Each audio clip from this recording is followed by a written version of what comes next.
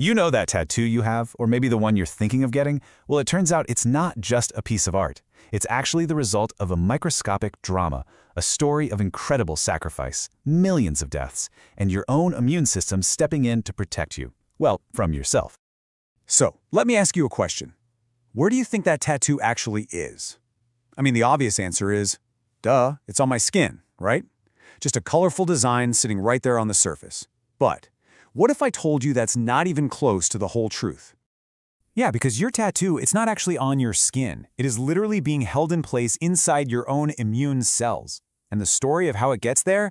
Oh, it's an absolutely wild journey of invasion, a full-on battle, and some incredible biological engineering. Okay, to really get this, we've got to start with the skin itself. And it's not just some simple canvas, you know? It's this constantly moving, active defense system. You could almost think of it as a conveyor belt of death. See, our skin cells go on this pretty epic journey. They're born about a millimeter deep down, and from there, they're just relentlessly pushed upwards by the new cells underneath them. As they rise, they start to interlock, they release these fats, and they create this amazing waterproof barrier. But then, they dry out, they die, and they merge into this tough protective wall that can be up to 50 layers of dead cells thick.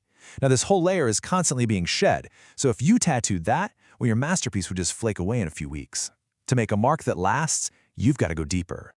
So once we punch past that dead layer, we enter a totally different world. We're in the dermis now. And this is a living, breathing, fleshy place, full of blood vessels, nerves, and, crucially, immune cells. And this is where the invasion truly begins. You have to imagine this from a cell's perspective. A tattoo needle? That's not just a tiny needle. It's a full-on cataclysm. It's like monoliths the size of skyscrapers just slamming through the tissue over and over, ripping these massive holes into this fragile living world. And the damage is just immense. I mean, with every single puncture of that needle, you're talking tens of thousands of your cells are either killed instantly or just damaged beyond all repair. It's massive, massive trauma. And that, plus all this foreign ink flooding in, sounds an alarm that your body simply cannot ignore.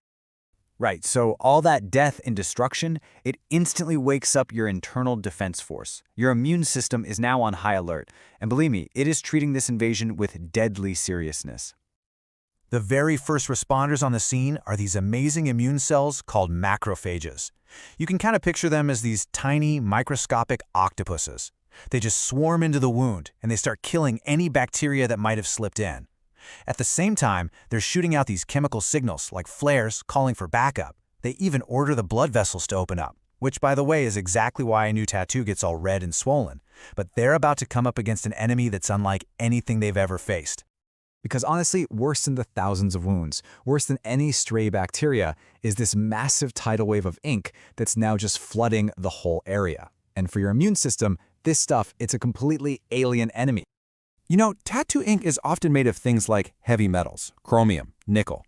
And on a cellular scale, these particles of ink they're gigantic.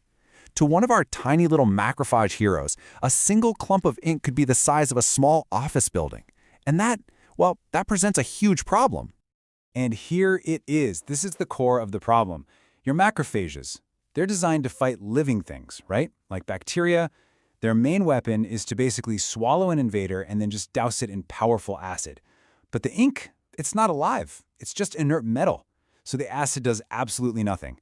They try and they try again, but the ink particles just sit there. They don't react at all. So eventually, your immune system has to face facts. It cannot win this fight by destroying the enemy. So it does the next best thing. It completely shifts its strategy, moving from destruction to permanent containment. And it's a massive shift. We're talking millions of your immune cells are now mobilized for this brand new mission. They know they can't let these potentially dangerous heavy metals just wander around your body. So, if you can't destroy them, you imprison them. And this, right here, is the incredible part. The macrophages start to literally vacuum up all the ink particles they can physically fit inside their bodies. They essentially turn themselves into living prisons. They stop moving, and they just hold the ink in place. That is your tattoo. It's not a stain on your skin. It is millions of your very own immune cells, each one a tiny living jail cell, holding that ink for you. Okay, but that brings up a good question, right? If these cells are holding the ink forever, then why do tattoos slowly fade? Why do they blur over the decades?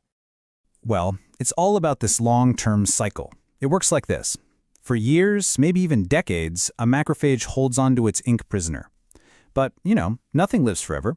Eventually that cell gets old and it dies, and when it does, it spills all the ink it was holding back into your tissue. But almost immediately, a brand new, younger macrophage rushes in, gobbles up that spilled ink, and locks it back down again. So the ink gets re-imprisoned, but it's not always in the exact same spot. And it's this constant cycle over decades of death and recapture that makes the sharp edges of a tattoo soften and blur over time. So when you really think about it, your tattoo is so much more than just ink. It's a living monument. It's the beautiful, colorful result of a microscopic war. It's like a permanent art installation that's being curated and held in place by generation after generation of your own cells, each one sacrificing its freedom to protect you. And that really leaves us with one final thought, doesn't it? If your body goes to these incredible, complex, lifelong lengths just for a piece of art, just imagine what other invisible, heroic battles it's fighting for you every single second of every single day without you ever even knowing about it.